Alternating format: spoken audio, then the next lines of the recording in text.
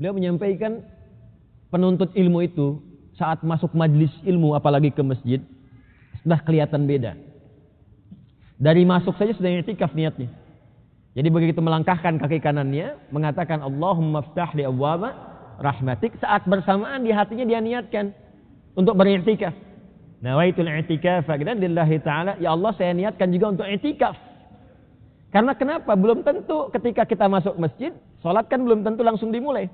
Ya, atau pasca sholat kan enggak juga langsung salam langsung pergi kan? Kadang-kadang duduk sejenak gitu kan? Nah, ketika berniat i'tikaf itu maka semua jenis duduknya itu bernilai pahala. Apalagi sekarang ba'da sholat kan? Kemudian belajar, duduk dulu, nunggu syuruk dan sebagainya. Jadi duduknya aja udah berpahala. Duduknya. Nah, itu Imam Nawawi tuh, rahimahullah ta'ala, ad-Dimashqi. Karena nanti ada 2 Nawawi di muka bumi ini yang juga sangat luar biasa. Yang satu dari Damaskus, Syria, yang satu dari Banten, Syekh Nawawi Al-Bantani. Ya. Jadi baru menuntut ilmu, itu nilainya sudah fi sabilillah. Tapi caranya bagaimana? Yaitu orang-orang yang menuntut ilmu dengan imannya. Jadi dia sudah berniat untuk menguatkan iman. Menambah wawasan itu untuk menguatkan iman. Bukan cuma pintar. Kalau cuma pintar, non-muslim pun bisa. Yang belum beriman pun bisa. Banyak orientalis ya, yang paham hadis. Ada yang hafal Quran juga. Ada yang spesialisasi bidang sejarah. Ada orientalis dari Belanda namanya Wensing. Saat saya di pesantren itu saya mengaji di ilmu hadis. Salah satu untuk bisa mengetahui takhrij. Takhrij itu proses menemukan mana hadis yang kuat, yang lemah, yang sahih, yang dhaif. Itu saya sudah belajar tuh dari sejak SMP. Itu ada kitab besar sekali. Ini besarnya bisa seukuran segini lebih nih. Besar. Dan jilidnya banyak itu. Banyak jilidnya. Itu yang ngarang orientalis asal Belanda namanya Wensing. Dapat penerjemah dari Mesir. Itu mengarang indeks hadis, pencarian hadis. Sebelum sekarang ada Maktabah Syamilah, ada Google. Itu dulu masih manual. Jadi kalau kita cari innamal a'malu binniyat wa innamal likulli imri'in ma nawa, ada di kitab mana itu? Nomor hadis berapa? Manual carinya begini. Itu orientalis yang ngarang. Ya. Saya dialog waktu di Tripoli. Waktu diangkat jadi Amin Khattabah, kita ikut dialog gitu. Di antara yang hadir itu nanti dulu itu ada Rowan Williams yang menikahkan Kate Middleton itu, yang apa namanya sekarang anaknya pangeran Inggris ya, yang bapaknya Charles jadi raja itu.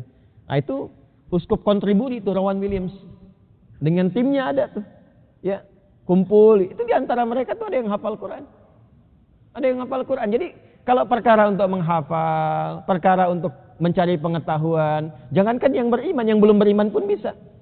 Tapi Anda datang ke sini belajar, kemudian mendapatkan pengetahuan, apa pengaruh ilmu itu untuk iman Anda? Jadi orang beriman itu cari ilmu untuk menguatkan imannya. Kalau dunia itu bonusnya saja.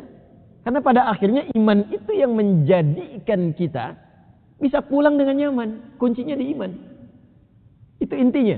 Karena itulah ketika Allah mengangkat derajat penuntut ilmu, yang didahulukan imannya. Quran surah ke-58 tuh, ayat 11. Al-Mujadalah ayat 11. Yarfa'illahu alladhina amanu minkum walladhina utul ilma darajat. Jadi ilmu itu setelah iman. Nah, jadi jangan sampai ada adik-adik juga mahasiswa nih yang belajar, ya, ke kampus belajar pintar. Kalau cuma pintar, yang belum beriman pun bisa. Ilmu yang telah Anda pelajari itu bertahun-tahun, berapa yang sudah meningkatkan iman Anda kepada Allah? Berapa yang sudah mengenalkan Anda dengan Allah? Berapa yang sudah menguatkan Anda untuk menunaikan sholat tepat waktu? Ya, kalau cuma pintar, yang lain juga banyak. Ah, jadi pulang dari sini, apa yang kita dapatkan mendorong kita untuk jadi lebih baik. Kalau belajarnya seperti itu, maka berubah nanti majlisnya menjadi fi sabilillah. Dan setara dengan mujahid. Dan sifatnya apa? Memahami. Coba dicatat. Kalau tidak bisa direkam. Kalau dulu kan ada yang jarang bawa catatan tuh karena mencatatnya dalam otaknya itu. Ya. Al-Imam Al-Bukhari itu kalau datang itu jarang bawa catatan.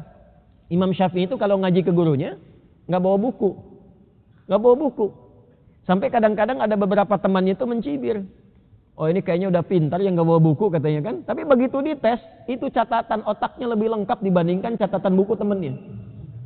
Bisa diulang dari awal sampai akhirnya. Al-Imam Syafi'i itu. Ya, Imam Al-Bukhari juga demikian.